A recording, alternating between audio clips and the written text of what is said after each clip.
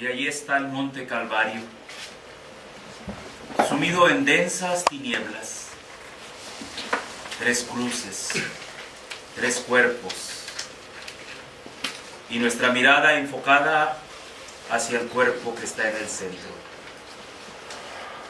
hacia el cuerpo del sufriente Señor Jesucristo, que está muriendo allí, y lo está haciendo por ti, y lo está haciendo por mí.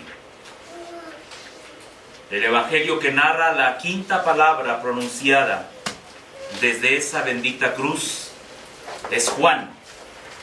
En el capítulo 19, versículo 28 nos dice: después de esto, sabiendo Jesús que ya todo estaba consumado, dijo, para que la Escritura se cumpliese: tengo sed.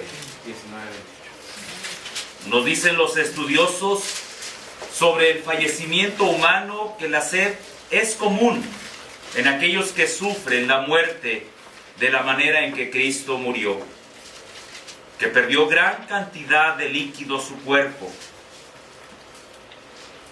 Cuando eso ocurre, el cuerpo se está deshidratando poco a poco. Los labios y la boca se secan y la lengua se pega al paladar, de tal manera que el que atraviesa tal situación siente sed, una terrible sed. Esto es consistente con las palabras dichas por el profeta en el Salmo 22, 14 y 15, que expresan así: he sido derramado como aguas, y todos mis huesos se descoyuntaron.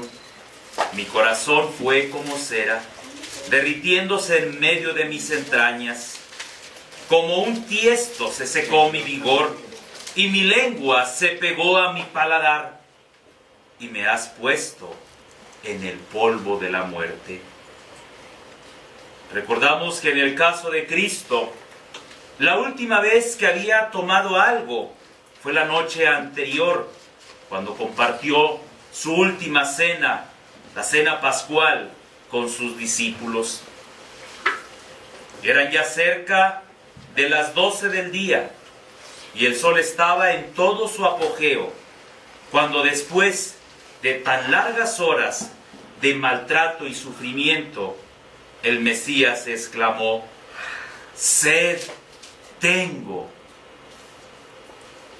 Quien en algún momento había dicho: cualquiera que bebiere de esta agua volverá a tener sed, mas el que bebiere del agua que yo le daré no tendrá sed jamás, sino que el agua que yo le daré será en él una fuente de agua que salte para vida eterna.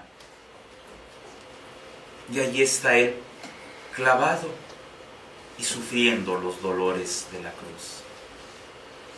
Quien había expresado: si alguno tiene sed, venga a mí y beba.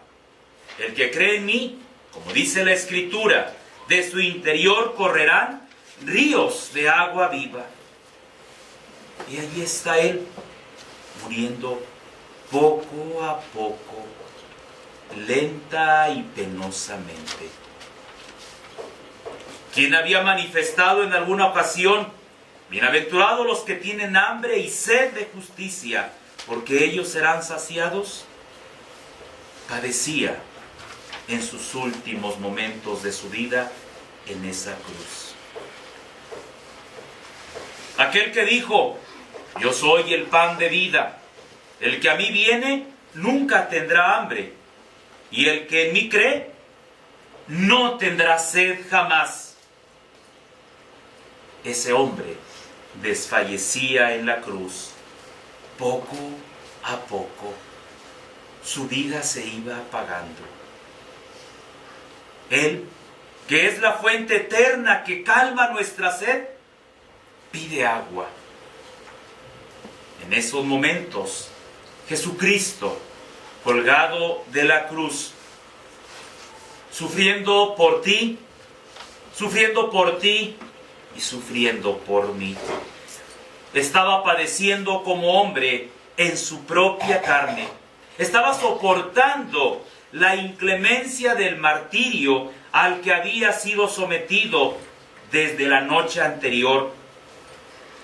Su cuerpo flagelado, su cuerpo roto, con fiebre y deshidratado, reclamaba, pedía agua. Y para que la escritura se cumpliese, aquella que estaba registrada en los Salmos, me pusieron además hiel por comida, y en mi sed me dieron a beber vinagre. Dijo, sed tengo. El apóstol Juan enfatiza el hecho de que Jesús había venido en carne, pues todo aquel que decía lo contrario no era de Dios. Todo espíritu que no confiesa que Jesucristo ha venido en carne no es de Dios. Está escrito en 1 de Juan 4:3. Dios, hecho hombre, allí en esa cruz, sufría y moría como tal. Las palabras de nuestro Señor y Salvador Jesucristo, sed tengo, simbolizan los anhelos de Cristo y del Padre Celestial para que el mundo pecador calme su sed espiritual en el único que tiene el poder para hacerlo. Esta quinta palabra muestra la infinita gracia y el amor de Dios para con nosotros, los pecadores, para que no tengamos que pagar por nuestro propio pecado, pues es Cristo el crucificado el que ya lo hizo. Él padeció la sed que tú y yo debimos padecer. Él tomó el lugar que nos tocaba a nosotros. Él se puso en tu lugar y Él se puso en mi lugar. Al que no conoció pecado, por nosotros lo hizo pecado, para que nosotros fuésemos hechos justicia de Dios en Él. Él sufrió sed para saciar la nuestra. La intensidad de los sufrimientos de Jesús eran vicarios. Él padeció la sed en la cruz para que nosotros no padezcamos esa difícil experiencia en la eternidad. Recordemos en la parábola del rico y Lázaro, y ahí lo vemos con toda claridad en Lucas 16:24. El hombre rico gritó, Padre Abraham, ten piedad, envíame a Lázaro para que moje la punta de su dedo en agua y refresque mi lengua. Y dice la Escritura, porque estoy atormentado en esta llama. Esos son los rigores del infierno, a quien padecerá la sed por toda la eternidad. Cristo sufrió no solamente nuestra experiencia de sed, sino que experimentó también todos nuestros sufrimientos. Él verdaderamente sufrió en nuestro lugar para que usted y yo no lo suframos por toda una eternidad. Ahora, por la gracia y el amor de Dios, cada uno de nosotros, los pecadores arrepentidos, podemos exclamar con toda certeza, como lo hizo la mujer samaritana estando con Jesús, cuando le dijo, Señor, dame esa agua para que no tenga yo sed. Y Él, el crucificado, nos la dará de manera gratuita. Vayamos con la confianza por la obra de Cristo en la cruz en nuestro lugar y tomemos del agua de vida, que será una fuente de agua que salte, como dice la Escritura, para vida eterna. Ahora,